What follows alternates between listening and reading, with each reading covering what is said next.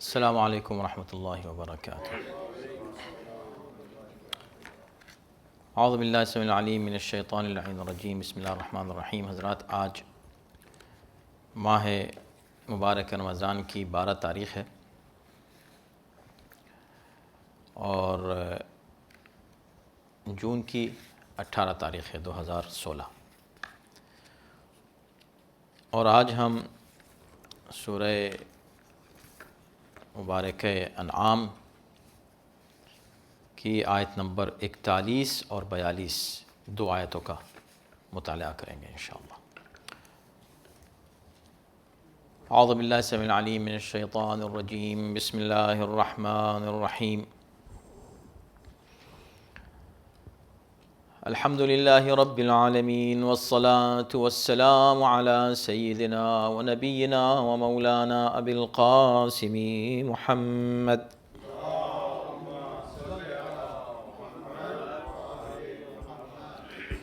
وآلہ الطیبین الطاہرین المعصومین ولعنۃ اللہ علی اعدائہم اجمعین من الآن الی یوم الدین۔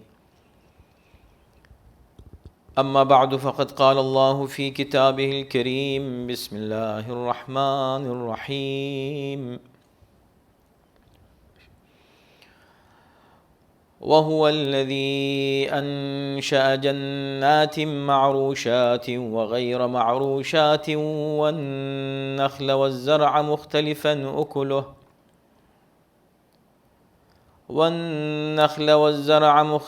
أكله والزيتون والرمان متشابها وغير متشابه، كلوا من ثمره إذا أثمر وآتوا حقه يوم حصاده ولا تسرفوا إنه لا يحب المسرفين،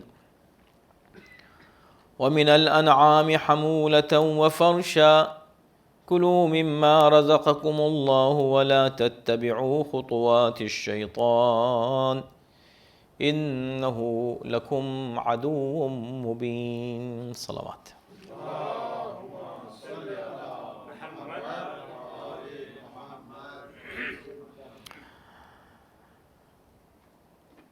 اور وہی ہے جس نے باغات پیدا کیے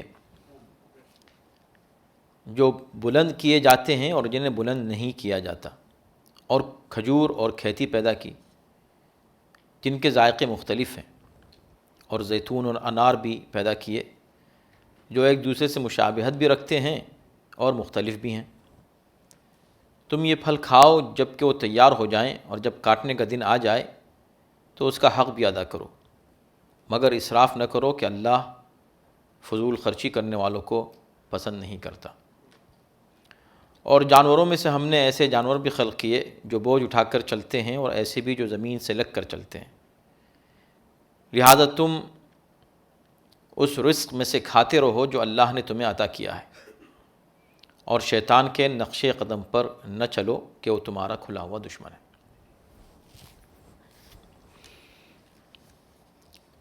گزشتہ آیات کا مفہوم یقیناً آپ کے ذہنوں میں ہوگا،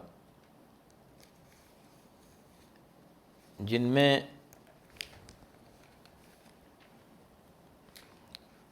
یہی ذکر تھا کہ یہ مشرکین اللہ کی نعمتوں کے تعلق سے خود اپنے قانون بنا لیتے ہیں،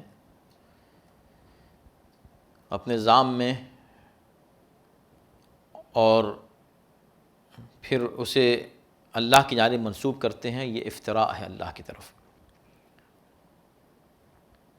تو اس سے پہلے بھی جانوروں اور کھیتیوں کا ذکر تھا، اور یہ کہا گیا تھا کہ مشرک اس سلسلے میں کچھ ایسے خرافاتی عقیدہ رکھتے ہیں، اور ایسی ان کے یہاں روایات اور اس طرح کی کچھ رواج ہیں کہ جو توحید کے عقیدے کے سراسر خلاف ہیں، اور نہ صرف توحید کے خلاف ہیں، عقل و منطق کے خلاف ہیں، اس لیے کہ کوئی بھی چیز جو خلاف توحید ہے وہ اصل میں خلاف عقل ہے۔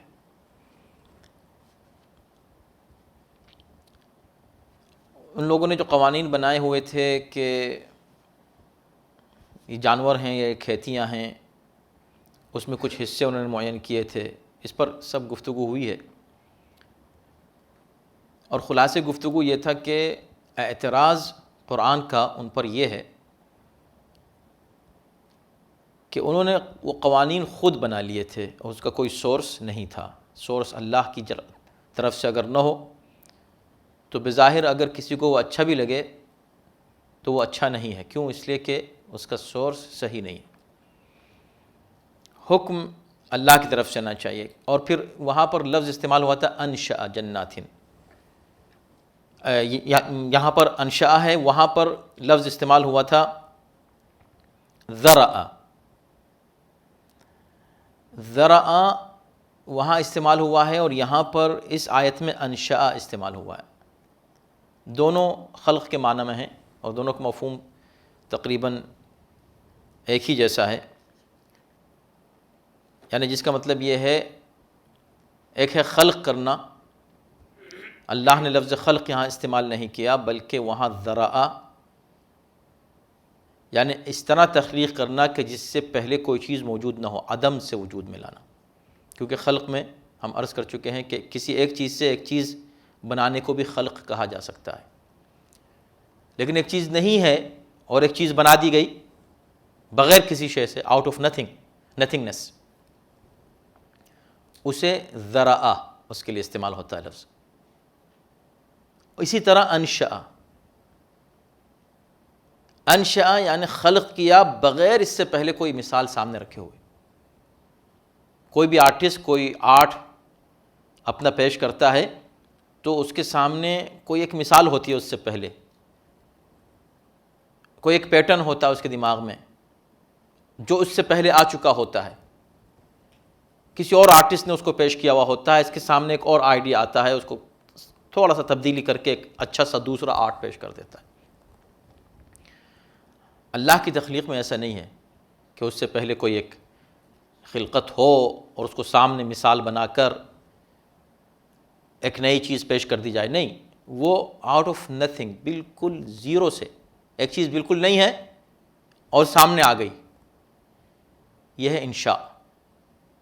خدا فرماتا ہے کہ تم ان چیزوں کے بارے میں اپنے قانون خود گڑھ رہے ہو جو اس کی نہ صرف تخلیق ہے، اس کا انشاء ہے، یعنی کہ اس نے ہی ہر چیز کو عدم سے خلق کیا ہے، کوئی چیز تھی ہی نہیں، اس نے ہر چیز بنائی۔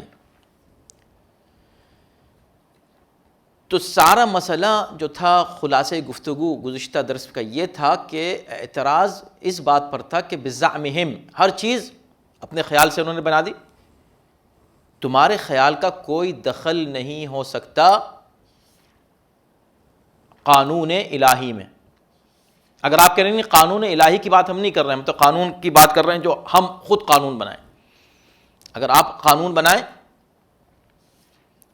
تو اس کو اللہ کی طرف نسبت نہ دیں، پھر آپ جو چاہے قانون بنا لیں اپنے طور پر۔ آپ نے کچھ قانون بنایا اپنے گھر کے لیے، آپ نے کچھ اصول مرتب کیے، کچھ رولز اینڈ لاز، آپ نے کہا کہ بھئی اس انداز سے ہم یہ کام کریں گے، اتنے بجے نکلیں گے، اتنے بجے آئیں گے، اتنے بجے یہ کام ہوگا، یہ چیز یہاں رکھی جائے گی، اٹس فائن۔ لیکن اس کو آپ خدا کی طرف منسوب کر کے یہ نہ کہیں کہ یہ مذہب ہے، یہ دین ہے، یہ ریلیجن ہے۔ ایسا کرنا پھر یہ توحید کے منافی ہے۔ تو ان لوگوں نے یہ تک طے کر دیا کہ بھئی فلاں جانور جو ہے اس کو استعمال کیا جائے گا اور فلاں استعمال نہیں کیا جائے گا۔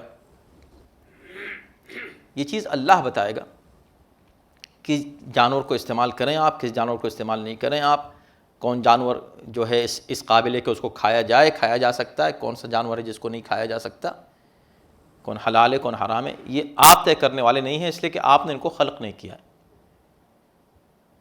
پروردگار وہ ہے، خالق وہ ہے، جو خالق ہے وہی ہمیں بتائے گا کہ جس چیزوں کا استعمال کرنا ہے اسے کس انداز سے استعمال کیا جائے۔ جیسے سورہ غافر میں آیت نمبر 79 میں فرمایا جعل لکم الانعام لترکبوها ومنها تاکلون، اللہ نے جانور اس لیے پیدا کیے تمہارے لیے کہ تاکہ تم ان پر سواری کرو اور ان جانوروں میں سے کھاؤ ان کا گوشت بھی کھا سکو۔ تو اب اس نے ہمیں بتایا کہ جانوروں پہ سواری ہم کر سکتے ہیں، کن جانوروں پہ کر سکتے ہیں، کن جانوروں کو کھا سکتے ہیں۔ تو یہ آپ طے کرنے والے نہیں ہیں کہ بھئی آج ہم نے یہ طے کر لیا کہ یہ والے جانور ان پہ سواری نہیں ہوگی، یہ والے جانور اس کو کھایا نہیں جائے گا، اور اس والے جانوروں کو کھایا جائے گا، اس کو ایسے کھایا جائے گا کہ اس پر نام اللہ کا نہیں لیا جائے گا۔ یہ سب چیزیں قانون آپ کے نہیں چلیں گے، اللہ کا قانون ہوگا۔ جب یہ بات ہو چکی تو اب یہاں پر اس آیت میں اسی بات کو آگے بڑھایا جا رہا ہے۔ وَهُوَ الَّذِي أَنشَأَ جَنَّاتٍ مَعْرُوشَاتٍ وَغَيْرُ مَعْرُوشَاتٍ۔ تو اللہ وہ ہے کہ جس نے خلق کیا جناتن، جنتوں کو۔ جنت کی لفظ ہم جب استعمال کرتے ہیں تو ہم صرف ہمارے دماغ میں صرف ایک تصور آتا ہے، ایک ایسا مقام کہ جس کا وعدہ ہم سے مرنے کے بعد کے لیے کیا گیا ہے، پیراڈائز۔ لیکن جنات جنت کی جمع ہے، اور جنت جو ہے وہ باغ کو کہتے ہیں۔ خوبصورت باغیچہ ہو، باغ ہو، ہریالی ہو، سبزہ ہو، پھول پودے ہوں، ایک ایسا مقام ہو، اس کو جنت کہا جاتا ہے، باغیچہ۔ اللہ نے تمہارے لیے ایسے باغ بنائے، جناتن، اور اس کے لیے یہ بھی اہل لغت نے لکھا ہے جنت، چونکہ یہاں ذکر ہے باغوں کا اور کھیتیوں کا، تو دونوں کے لیے جنت کا لفظ استعمال ہوتا ہے، اس لیے کہ جنت اس جگہ کو کہتے ہیں کہ وہ زمین کہ جو درختوں سے چھپ جائے، اس کو ہم باغ کہتے ہیں، یا ہریالی سے، سبزے سے چھپ جائے، ڈھکی ہوئی ہو، تو ہم اسے باغیچہ کہتے ہیں یا کھیتی۔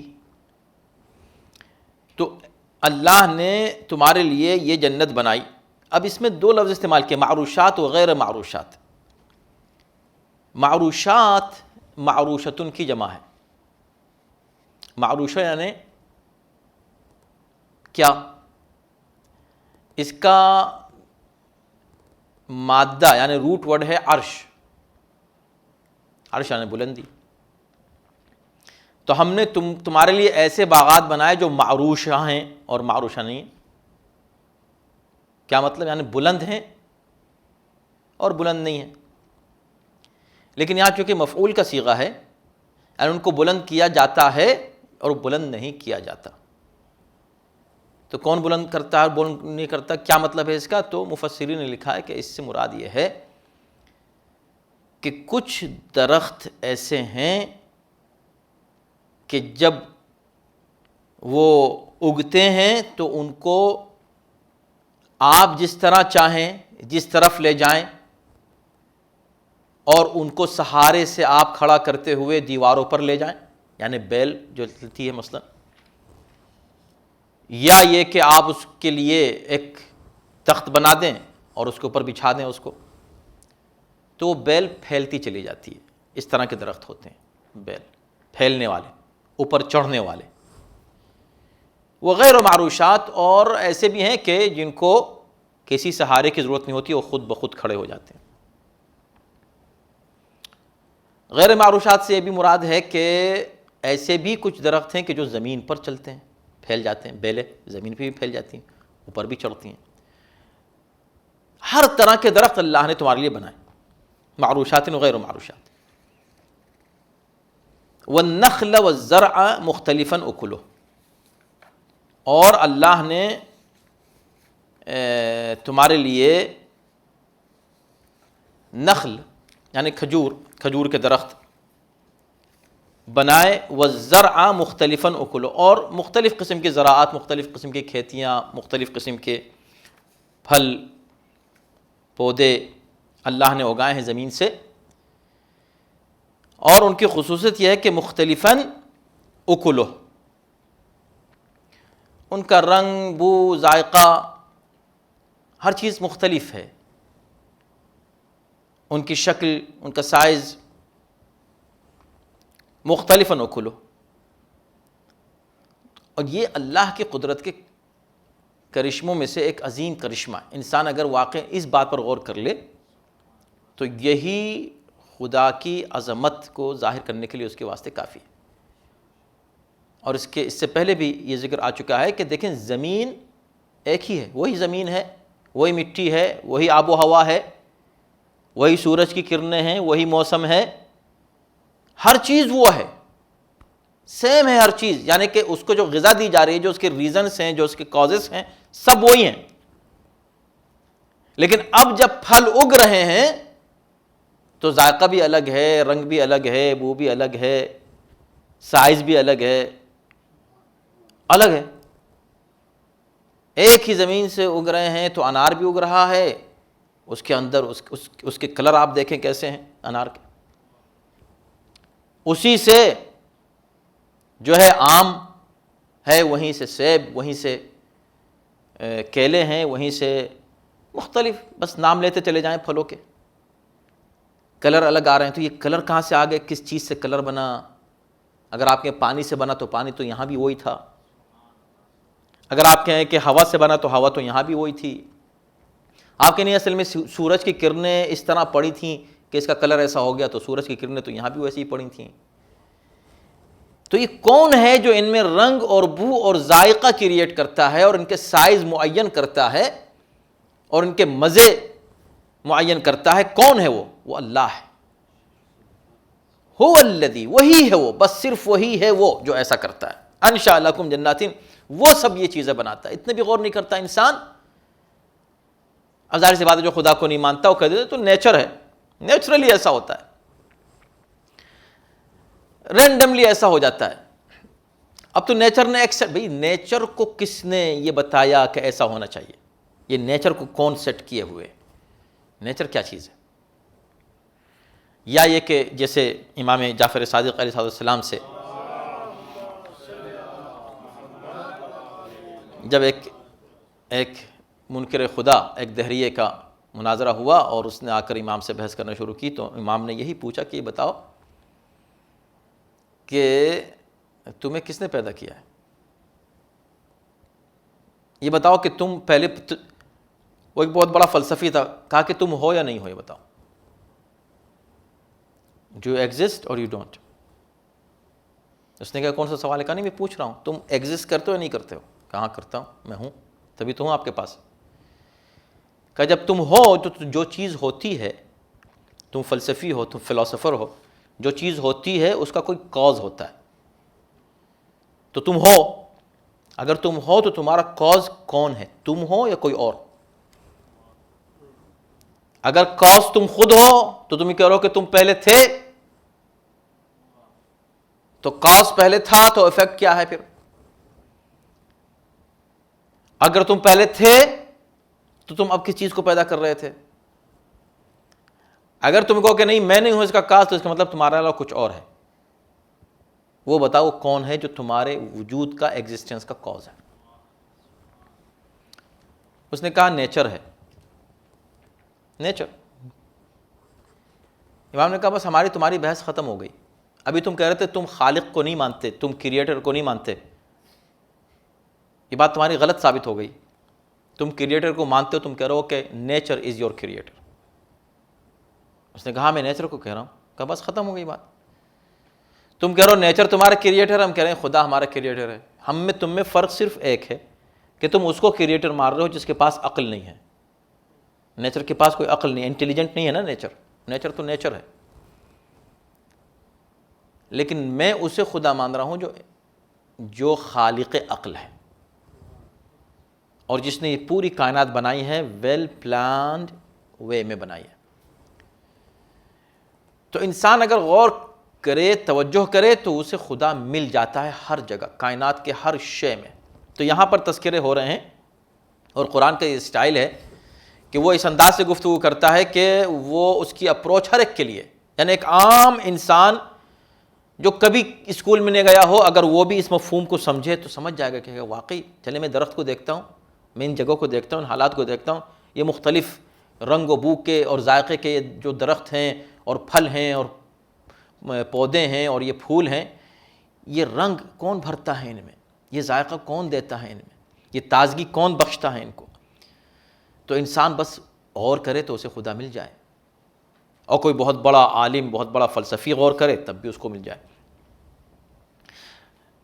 اس کے بعد والزیتون والرمان متشابہا وغیر متشابہ، زیتون، اولیو، والرمان، ان دونوں کا تذکرہ کیا، متشابہا وغیر متشابہ، یہ ایک دوسرے سے مشابہ بھی ہیں، غیر مشابہ بھی ہیں۔ تو ابھی بات یہ ہو رہی تھی اس سے پہلے کہ کیا کہ اس طرح کے پھل پیدا کیے، مختلف قسم کے پھل اللہ نے، مختلف قسم کی جو ہے زراعتیں ہیں، زراعت مطلب اگنے والی چیزیں ہیں، ہریالیاں ہیں اور سبزیں ہیں کہ جو مختلف ہیں ایک دوسرے سے، ذائقہ مختلف ہے، ان کا رنگ مختلف ہے، مختلفاً اکلو، ان کا خاص طور پر ذائقہ جب آپ ان کا کھائیں گے تو یہ مختلف ہے۔ اب یہاں یہ کہا جا رہا ہے کہ بہت سی چیزوں میں مشابہ ہیں اور بہت سی چیزوں میں مشابہ نہیں ہیں۔ تو یہ بھی خدا کی قدرت ہے کہ وہ چیزیں جو ہم دیکھتے ہیں، جتنے پھل ہیں، ان پھلوں میں کہیں مشابہت نظر آئے گی، مثلا ذائقہ ایک جیسا لگے گا، یہ بھی میٹھا ہے یہ بھی میٹھا ہے، لیکن سائز الگ ہوگا، کلر الگ ہوگا، اس کی دوسری چیزیں الگ ہوں گی، دوسری جو اس کی صفات الگ ہوں گی۔ اگر کلر ایک جیسا ہے، کبھی یہ بھی لال ہے یہ بھی لال ہے، یہ بھی پیلا ہے یہ بھی پیلا ہے، کلر ایک ہو گیا مگر مزہ الگ ہوگا۔ تو کچھ چیزیں اگر ایک شباہت رکھتی ہیں ایک دوسرے سے، کچھ صفتیں، تو دوسری صفات میں وہ مختلف ہیں، مشتبہاً وغیر متشابہ۔ تو زیتون اور رمان، اب زیتون اور رمان کا ذکر کیوں کیا گیا؟ یہ بطور مثال ہے، سائز بھی مختلف ہے نہیں؟ زیتون کا چھوٹا سا سائز ہوتا ہے اور انار کا بڑا سائز ہوتا ہے۔ شروع میں یعنی جس وقت انار چھوٹا ہوتا ہے تو وہ اس سے مشابہ ہوتا ہے، زیتون سے کافی مشابہت اس کی ہوتی ہے دیکھنے میں، جب بڑا ہو جاتا ہے تو الگ ہو جاتا ہے۔ تو بہت سی چیزیں میں آپ اس کے پتے، خاص طور پر بہت سے مفسرین نے لکھا کہ ان دونوں کے پتے، درخت کے پتے جو ہیں بہت مشابہ ہوتے ہیں۔ تو بہت سی چیزوں میں مشابہت ہے، بہت سی چیزوں میں مشابہت نہیں ہے۔ یہ سب چیزیں یہ قدرت الہی کے کرشمے ہیں۔ کلوا من ثمرہ، اب یہ سب چیزیں تم دیکھو اور دیکھنے کے بعد ان پھلوں میں سے جو پھل چاہو کھاؤ، ضرور کھاؤ، اذا اثمر، جب کہ یہ پک جائیں، یعنی کہ جب یہ تیار ہو جائیں، کھانے کے قابل ہو جائیں تو کھاؤ۔ وآتوا حقہ یوم حصادہ، البتہ ایک بات کو یاد رکھنا، جب تم کھانے چلو، اللہ کی نعمتوں کو استعمال کرنے چلو، تو اس نعمت کا حق بھی ادا کر دینا۔ اب دیکھیں کہ آتو حقہ، اس کے حق کو بھی ادا کر دینا۔ کس کا حق ہے یہ؟ یا تو اللہ کا حق، یا اس نعمت کا حق جو آپ کھا رہے ہیں، دونوں باتیں صحیح ہیں۔ اوریجنلی ہر چیز اللہ کا حق ہے، ہم پر اللہ کے حقوق ہیں، بنیادی حق جو ہے وہ اللہ کا حق ہے، جیسے کہ امام زین العابدین علیہ السلام نے رسالۃ الحقوق کے ابتدا میں یہ بات کہہ دی ہے کہ حقوق تین قسم کے ہیں۔ ایک وہ حق ہے جو اللہ کا ہے ہم پر، ایک وہ حق ہے جو ہمارا ہے خود ہم پر، ایک حق وہ ہے جو دوسروں کا ہے ہم پر۔ لیکن جتنے بھی حقوق ہیں ان کی بنیاد حق اللہ ہے، یہ امام نے فرمایا۔ ہر حق ہم کو ادا کرنا اس لیے کہ ہم پر اللہ کا حق، یہ بات اپنی جگہ ہے۔ لیکن خود چیزوں کا بھی حق ہم پر ہے، ہر چیز کا حق ہے۔ ہم نے غذا کھائی، کھانا کھایا، اس کا ہم پر حق ہے۔ ماشاءاللہ کھیت ہے ہمارے پاس بہت بڑا، اس میں بہت شاندار زراعت ہوئی اور بڑا منافع ہوا زراعت میں، ہمیں کھیتی میں، تو ٹھیک ہے، اس میں بھی اس کا حق ہے۔ بہت بڑا باغ ہے ہمارے پاس، طرح طرح کے پھلوں کے باغیچے ہیں ہمارے پاس، اس کا بھی حق ہے۔ تو جو بھی پھل تم کھاؤ ضرور، مگر اس کا حق بھی ادا کرو۔ کب حق ادا کرو؟ یوم حصادہ، جب جیسے ہی تم اس کو کاٹنے چلو اسی وقت اس کا حق ادا کر دو۔ اب ظاہر سی بات ہے کہ یہ تو قرآن ایک مثال چونکہ دے رہا تھا نا، اسی مثال میں یہ بات کہی جا رہی ہے، لیکن اگر آپ اس کو عمومی مفہوم میں لیں تو جب کبھی تمہیں کہیں کوئی فائدہ ہو، چونکہ نعمت الہی ہے، اللہ کی وجہ سے تم کو کوئی فائدہ ہوا ہے، تو جس دن فائدہ ہو اسی دن ایک حق اس فائدے کا بھی نکال دو۔ تو حق یوم حصاد، حصاد یعنی جس وقت کسان اپنی کھیتی جو ہے وہ محصول لینے چلتا ہے، نکلتا ہے،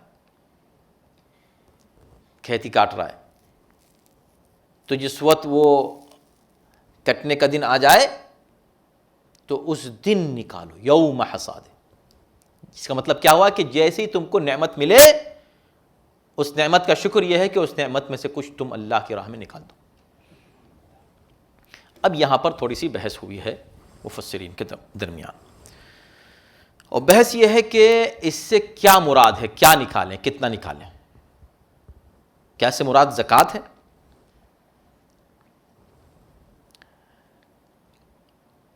تو کہا گیا کہ ہاں زکوٰۃ ہے، لیکن تفاسیر اہل بیت میں جو ہمارے ائمہ علیہم السلام نے اس کی تشریح کی ہے، اس میں یہ فرمایا کہ نہیں، اس سے مراد زکوٰۃ واجب نہیں ہے۔ یہاں پر جو بات کہی جا رہی ہے اس سے مراد ہے مستحب زکوٰۃ، کیونکہ یوم حصاد ہے، جس وقت کے تم کھیتی کاٹ رہے ہو اس وقت کی بات ہے۔ اس وقت جو بھی آ جائے سائل، اس کو رد مت کرو، اس کو دے دو، یہ مستحبات میں آتا ہے۔ واجب تو تم پہ رہے گا، جو زکوٰۃ ہے وہ تو تمہارے لیے یوم حصاد نہیں ہے، یہ نہیں کہ اسی دن تم کو جس وقت کاٹ رہے ہیں اس وقت زکوٰۃ تم پر رہے گی۔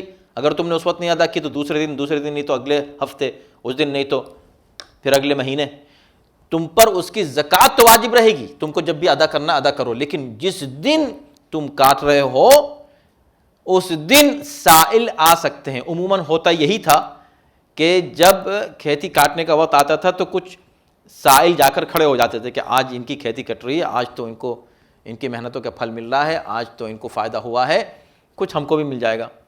تو اس وقت ان کو واپس نہ کرو، ان کو ضرور کچھ نہ کچھ دے دو، اس لیے کہ اس دن تمہارے لیے اس نعمت کے حصول کا دن ہے۔ تو اس سے مراد مستحب خرچے ہیں۔ اور رہا زکوٰۃ کا مسئلہ، تو زکوٰۃ کے تعلق سے تو دوسرے مقامات پر اللہ نے حکم دیا ہی ہے، اور اس سے یہ بھی ظاہر ہو جاتا ہے کہ جب مستحب خرچ کی اتنی اہمیت ہے تو پھر واجب کی کتنی اہمیت ہو۔ وَلَا تُسْرِفُوا، اور دیکھو تم اسراف نہ کرنا، اِنَّهُ لَا يُحِبُّ الْمُسْرِفِينَ، اس لیے کہ اللہ اسراف کرنے والوں کو، فضول خرچی کرنے والوں کو پسند نہیں کرتا۔ یہ جو مضمون ہے وَلَا تُسْرِفُوا إِنَّهُ لَا يُحِبُّ الْمُسْرِفِينَ، یہ بہت ہی مفصل مضمون ہے، یعنی اگر صرف اس پر گفتگو کی جائے اور قرآن نے جگہ جگہ اس پر جو تاکید کی ہے اس پر بات کی جائے، اور اسراف کو گناہان کبیرہ میں جو شمار کیا گیا ہے اور اس کو اس پہلو سے دیکھا جائے اور اس کو ایز اے مضمون اگر بیان کیا جائے تو پورا درس تمام ہو جائے اور پھر بھی مفاہیم اور مطالب پورے مکمل نہ ہوں۔ تو ہم اس کو مضمون اس وقت نہیں بنا رہے ہیں، موضوع نہیں بنا رہے ہیں، لیکن قرآن نے جب یہاں اس بات کو کہا ہے تو ہم یہاں صرف اتنا عرض کریں گے کہ اسراف کے تعلق سے ہر مومن کو معلوم ہونا چاہیے کہ کیا ہے اسراف، اس لیے کہ جب یہ پتہ چل گیا کہ ان اللہ لا يحب المسرفین، اللہ اسراف کرنے والوں کو پسند نہیں کرتا، تو ہمیں یہ معلوم کرنا واجب ہے کہ وہ کون سی چیز ہے کہ اگر ہم کریں تو خدا ہمیں پسند نہیں کرے گا، ہمارے عمل کو پسند نہیں کرے گا۔ اسراف ان میں سے ایک ہے، اللہ مسرفین کو پسند نہیں کرتا۔ اسراف جہاں بھی کریں، جہاں فضول خرچی کریں، ایکسٹرا ویجنس جہاں بھی ہو، جہاں بھی ویسٹیج ہو کسی بھی چیز کا وہ جائز نہیں ہے، خدا اس کو بالکل پسند نہیں کرتا۔ چاہے آپ گھر میں کھانا کھا رہے ہیں اور آدھا کھانا پھینک دیا، روٹی کھا رہے ہیں اور ایک ٹکڑا چھوڑ دیا، آپ کی پلیٹ میں کچھ چاول ہیں اور کچھ دانے آپ نے چھوڑ دیے اور وہ کوڑے میں جا رہے ہیں، گناہ ہے، کبیرہ ہے، حرام ہے، اسراف ہے۔ یا یہ کہ آپ کو جتنے کپڑوں کی ضرورت ہے اس سے کہیں زیادہ آپ کپڑے خریدے جا رہے ہیں، کلوزٹ بھرا ہوا ہے، جگہ نہیں ہے، پھر بھی شوق ختم نہیں ہو رہا ہے، چاہے وہ مرد ہو یا عورت، اسراف ہے۔ جہاں پر بھی ایکسٹراویجنس کا مفہوم صادق آ جائے نہ کرو، اسراف ہے، اسراف کو خدا پسند نہیں کرتا۔ یہ تو ایک عمومی حکم ہو گیا۔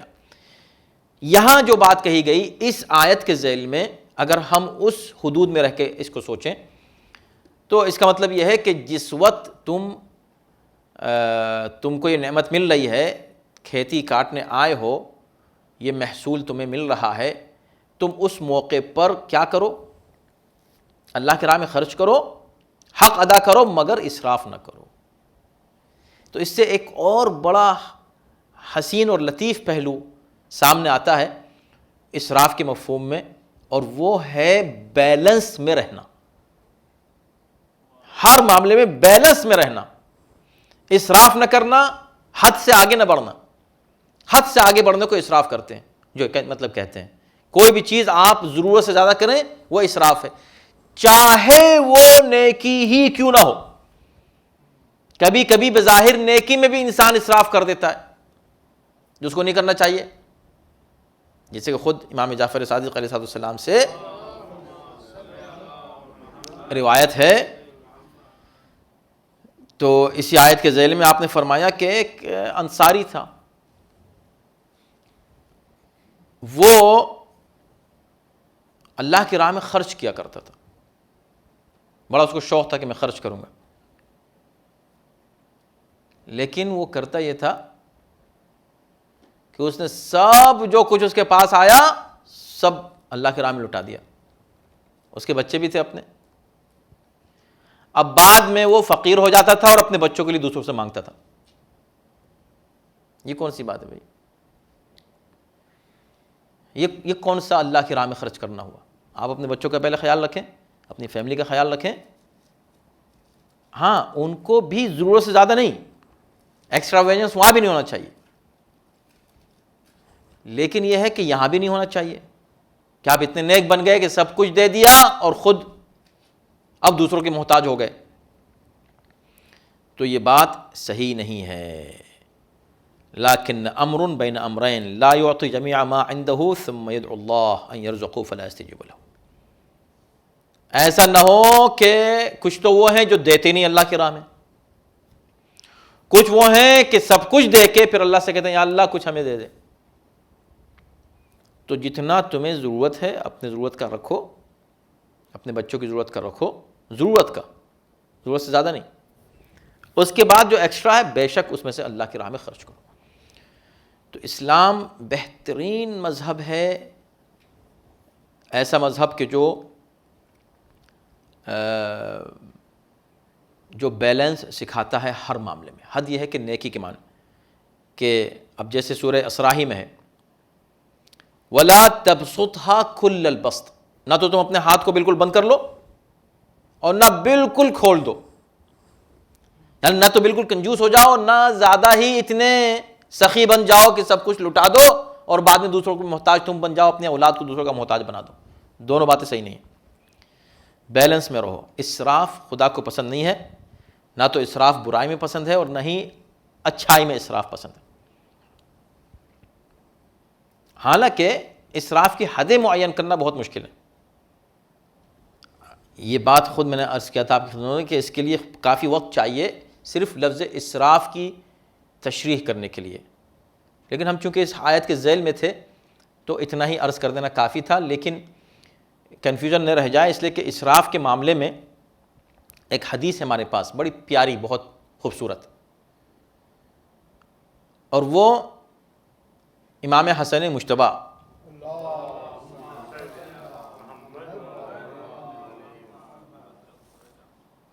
علیہ السلام کی زبان مبارک سے نکلی ہوئی حدیث شریف ہے کہ جب آپ نے ایک بار سخاوت کا مظاہرہ کیا تو وہی عرض کرنا ہے کہ حد خود عطا کرنے والے کو، دینے والے کو معلوم ہونی چاہیے کہ کہاں تک دینا ہے۔ تو امام نے اتنا دیا کہ معاویہ حیران و پریشان رہ گیا۔ وہ خود کو بہت بڑا سخی سمجھتا تھا، تو اس نے سخاوت کے مظاہرے کی کوشش کی امام کے سامنے، امام نے اپنی طرف سے سخاوت کا مظاہرہ کیا۔ وہ جو کچھ دے رہا تھا وہ لوگوں کا مال دے رہا تھا، اپنا اس کا مال نہیں تھا، وہ بیت المال سے سخاوت کر رہا تھا۔ اور دوسروں کے مال پہ سخاوت آپ کریں، کون سی سخاوت ہے؟ جائز ہی نہیں ہے۔ امام جو کچھ دے رہے تھے اپنا مال دے رہے تھے۔ تو اس نے جب یہ دیکھا تو کہا کہ یہ آپ اسراف کر رہے ہیں۔ امام سے کہا یہ آپ اسراف کر رہے ہیں، مگر اس نے جملہ یہ کہا کہ لا خیر فی الاسراف، اسراف میں کوئی خیر نہیں ہے، کیوں آپ اسراف کر رہے ہیں؟ تو امام نے پلٹ کے کہا کہ لا اسراف فی الخیر، کہ خیر میں کوئی اسراف نہیں ہے۔ اس نے کہا اسراف میں خیر نہیں ہے، امام نے کہا نہیں، خیر میں اسراف نہیں ہے۔ تو اگر آپ کو معلوم ہے حدود، تو پھر خیر میں واقعی اسراف نہیں ہے، نیکی میں کوئی اسراف نہیں ہے۔ لیکن اگر حدیں آپ پار کر جائیں تو پھر وہ اسراف خدا کو پسند نہیں ہے۔ نہ ادھر اسراف پسند ہے نہ ادھر اسراف پسند ہے۔ بیلنس میں رہیں اور حدیں معلوم ہونی چاہیے کہ کہاں تک آپ کو کیا کرنا ہے۔ آگے دوسری آیت ہے وَمِنَ الْأَنْعَامِ، چند منٹ رہ گئے ہیں، اسی میں تمام کرنا ہے۔ وَمِنَ الْأَنْعَامِ حَمُولَةً وَفَرْشًا۔ تو ان نعمتوں کا ذکر کرنے کے بعد پھر جانوروں کا، چونکہ ذکر اس سے پہلے بھی آ چکا ہے کہ جانور بھی اللہ نے ہمارے لیے خلق کیے ہیں اور بطور نعمت ہیں ہمارے لیے یہ جانور۔ وَمِنَ الْأَنْعَامِ، ہم نے جانوروں میں سے ایسے جانور بھی پیدا کیے ہیں جو بوجھ اٹھاتے ہیں، حمولتاً وفرشا۔ حمولتاً وفرشا کے اوپر بھی مفسرین نے کافی بحث کیے، اہل لغت نے بھی اس پر گفتگو کی ہے کہ ان دونوں الفاظ کا مطلب کیا ہے، حمولتاً وفرشا۔ تو بہت سے اس کے اقوال ہیں، بہت سے احتمالات ہیں۔ خلاصہ گفتگو یہ ہے کہ حمولتاً سے مراد وہ جانور ہیں کہ جو بوجھ اٹھا سکتے ہیں، جن پر آپ سواری بھی کرتے ہیں، ان کے اوپر بوجھ بھی لاتے ہیں۔ یہ بھی ہو سکتا ہے کہ حمولہ سے مراد وہ جانور ہوں جو بڑے جانور ہیں، اونچے، جیسے اونٹ، گھوڑا وغیرہ، اور فرشہ سے مراد چھوٹے جانور جیسے بکری، بکرا وغیرہ۔ تو یہ اونچے اور نیچے جانور، تو اونچے کے لیے لفظ حمولہ استعمال کیا، اور فرش، چونکہ فرش کہتے ہی اس کو ہیں جو زمین سے لگا ہوا ہو، تو وہ چونکہ چھوٹے ہوتے ہیں، زمین سے زیادہ قریب ہے ان کا جسم بنسبت اونٹ کے جسم کے، کہ جو زمین سے کافی دور ہے، اونچا ہے۔ تو یہ دو استعارے استعمال کیے، یعنی کہ یہ دو اشارے، تاکہ ہم یہ سمجھ جائیں کہ دو طرح کے اس طرح کے جانور اللہ نے پیدا کیے ہیں، چھوٹے بھی جانور ہیں، بڑے بھی جانور ہیں۔ کچھ کہتے ہیں کہ نہیں، حمولۃ فرشہ سے مراد،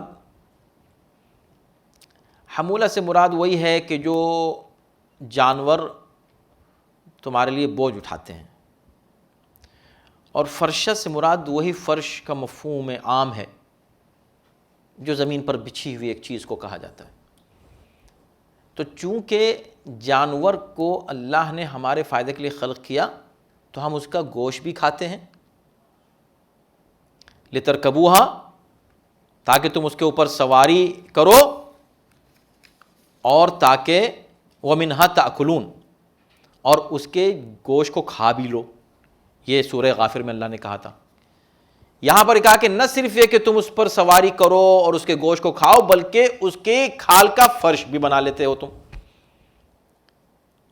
تو آج بھی بنتا ہے فرش، اور جب بھی بنتا تھا فرش، آج ذرا ایڈوانس طریقے سے بناتے ہیں فرش۔ آج کل، اس زمانے میں کھال کا فرش بنا لیا کرتے تھے. آپ کہیں گے آج کل تو نہیں بنتا. جی آج کل صوفے بنتے ہیں اس کے, ذرا اونچے ٹائپ سے, اچھے طریقے سے.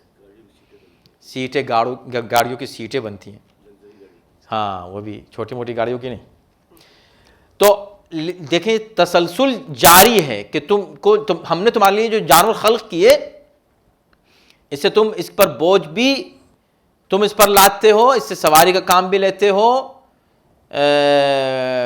اور فرش بھی اس سے بنا لیتے ہو تم اس کی کھال کا. یہ اس سے مراد ہے. تو خیر ہم یہ کہتے ہیں کہ یہ جتنے احتمالات ہیں اگر سب کو جمع کریں تو یہ بات صحیح ہے کہ ہر نعمت ہم کو ان جانوروں سے مل رہی ہے, تمام فوائد ہم ان جانوروں سے حاصل کر رہے ہیں.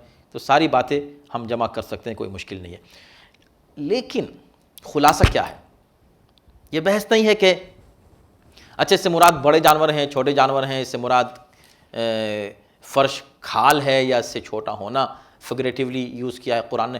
یہ سب باتیں اپنی جگہ, سب کو لے لو, کوئی مسئلہ نہیں, یا تم جو بھی سمجھ رہے ہو وہ بھی صحیح ہے. لیکن اصل بات جو کہنے کی ہے وہ یہ ہے, کنکلوژن کی, وہ یہاں آ رہا ہے, کلوا مما رزقکم اللہ. یہ تو تمہیں بطور مثال دی گئی کہ بھئی یہ جانور ہیں اور یہ کھیتیاں ہیں اور یہ پھل ہیں, یہ تو مثال ہے. تو کیا بس یہی اللہ کی نعمت ہے؟ نہیں, بہت ہیں. تو اللہ کی جو بھی نعمتیں, کلو, خوب کھاؤ, مما رزقکم اللہ, جو کچھ بھی اللہ نے تم کو دیا ہے اس میں سے خوب کھاؤ, خوب کھاؤ. ایک شرط ہے بس, کلوا مما رزقکم اللہ. بہت سے لوگ کہتے ہیں نا کہ اللہ نے ہر چیز تو حرام ہے, ہر چیز تو ہم کھائیں کیا؟ ارے ناشکری ہے یہ کہنا. خدا کہہ رہا ہے ہر چیز حلال ہے, ہر چیز حلال ہے. گنو حلالوں کو, چلو جو چیزیں حلال ان کو گن کو بتاؤ. وَإِن تَعُدُّوا نِعْمَةَ اللَّهِ لَا تُحْصُوهَا. اللہ کی جو نعمتیں ہیں, جو حلال چیزیں, ان کو تم گن نہیں سکتے. حرام کو گن لو انگلیوں پر, چند حرام ہے وہ نہ کرو. شیطان تمہارے دماغ میں ڈالتا ہے ہر چیز تو حرام ہو گئی, پھر ہم جئیں کیسے, ہمیں مزہ کیسے آئے زندگی کا. تو تمہیں حرام ہی میں کیوں مزہ آ رہا ہے جبکہ حلال موجود ہے؟ یہ تو تمہاری پریشانی ہے نا, یہ تو تمہاری مشکل ہے کہ تمہیں شیطان سے اتنی دوستی ہے کہ شیطان تمہارے دماغ میں یہی ڈال رہا ہے کہ مزہ صرف اسی میں ہے جو حرام ہے. یہ جو 10-20 چیزیں حرام ہیں بس یہی مزہ ہے زندگی کا, ہمارا تو ختم ہو گیا مزہ. ارے 10-20 ہیں, وہ تو ملینز ہیں جو چیزیں حلال ہیں. کھاؤ, کلوا مما رزقکم اللہ ولا تتبعوا خطوات الشیطان. بس شرط ایک ہے, شیطان کے نقش قدم کی پیروی نہ کرو, بس کھاؤ. کس نے منع کیا کھانے کو؟ جہاں یہ دیکھو کہ یہ شیطان کی پیروی وہاں مت کھاؤ. کیسے معلوم ہوگا کہ بس جسے خدا کہہ دیں حرام ہے, اگر تمہارے قدم اس طرف بڑھنے لگے تو سمجھو کہ تم شیطان کی پیروی کی طرف جا رہے ہو. یہ مت کرو, باقی سب جو چاہو کھاؤ. انہ لکم عدو مبین, وہ تمہارا کھلا ہوا دشمن ہے. اس سے پہلے بھی یہ آیت آ چکی ہے, ہمیں یاد ہے, اور اس پر بھی ہم نے گفتگو کی تھی. بہت دلچسپ ہے وہ نکتہ یہاں پر, قابل غور, کہ ولا تتبعوا الشیطان نہیں کہا, کہ شیطان کی پیروی نہ کرنا یہ نہیں کہا. ڈونٹ فالو شیطان, یہ بات نہیں کہی.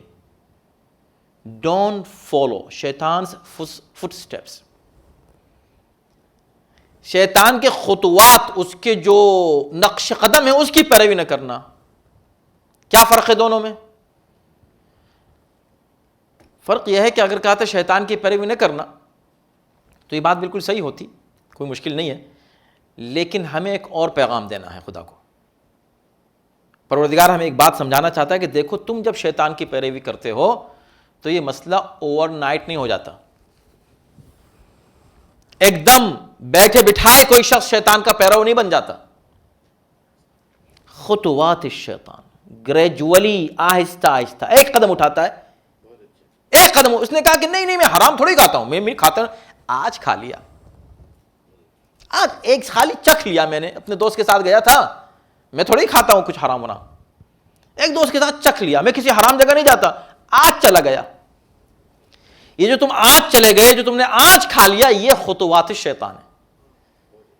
یہ شیطان کے فٹ سٹیپس ہیں، تم نے ایک قدم آگے بڑھا دیا شیطان کی طرف، اب کل تم ایک اور قدم بڑھاؤ گے، پھر ایک اور قدم بڑھاؤ گے، اور پھر شیطان کے پیرو بن جاؤ گے۔ انہ لکم عدو مبین، وہ تمہارا کھلا ہوا دشمن ہے، لہذا تم پہلا ہی سٹیپ مت لو۔ یہی وجہ ہے کہ قرآن جو ہے بھئی آپ ڈرائیو نہیں کر سکتے یہاں، اگر آپ انڈر انفلوئنس ہیں، آپ جو ہے کسی شخص نے شراب پی ہے اور اگر وہ پی کر چلا رہا ہے تو اس کو ٹکٹ ملے گا، مگر کتنا؟ اب اس کے لیے حد ہے کہ نہیں، تمہارا اگر اتنا انفلوئنس ہے تو اٹس فائن، اس سے زیادہ ہے تو ناٹ فائن۔ قرآن کہتا ہے نہیں، ایک قطرہ بھی نہیں۔ وہ جو چھوٹا سا تم کو کہتے ہیں کہ اٹس فائن، اٹس اوکے، وہ اوکے بالکل نہیں ہے اسلام میں۔ کیوں؟ اس لیے کہ تم وہ ایک قطرہ پیو گے تو اس کے بعد 2 پیو گے، 3 پیو گے، 4 پیو گے۔ اسلام جس چیز کو منع کرتا ہے، اسلام ایک صراط مستقیم ہے۔ تمہیں صرف ڈرائیونگ کے لیے یہاں سے گھر سے لے کر اپنے ڈیسٹینیشن تک جانے کے لیے منع کیا ہے کہ تم اگر انڈر انفلوئنس ہو کسی بھی نشہ آور شے کے تو تم نہیں جا سکتے، نہیں ڈرائیو کر سکتے۔ اسلام کہتا ہے کہ تمہیں تو صراط مستقیم پہ اپنی زندگی کو ڈرائیو کرنا ہے، ہر وقت تمہیں اس سے بچنا ہے، ان حرام چیزوں سے۔ کبھی تم انڈر انفلوئنس نہیں ہو سکتے، ذرا سا بھی تم ایک معمولی کچھ نہیں، اسٹارٹ ہی نہیں، شروع ہی نہیں، ایک قدم ہی نہیں آگے بڑھانا ہے۔ حرام ہے، وہیں رک جاؤ۔ تو خطوات الشیطان کا مطلب کیا ہوتا ہے کہ انسان شیطان کی جب پیروی کرتا ہے تو ایک دم اچانک نہیں کرتا، اس کے کچھ قدم ہوتے ہیں جو بڑھاتا ہے شیطان کی طرف، اور پھر وہ شیطان کے نقش قدم پر چلتے چلتے چلتے پھر شیطان کا وہ پیروکار بنتا ہے، ایک دم نہیں بنتا۔ انہ لکم عدو، تمہارا کھلا دشمن ہے، تم اس سے محفوظ رہو۔ اللہ کی نعمتیں ہیں، اس کو انجوائے کرو، اللہ کا شکر ادا کرو، مومن رہو، اور شیطان کے نقش قدم پر چلنے سے محفوظ رہو۔ صلوات بر محمد و آل محمد۔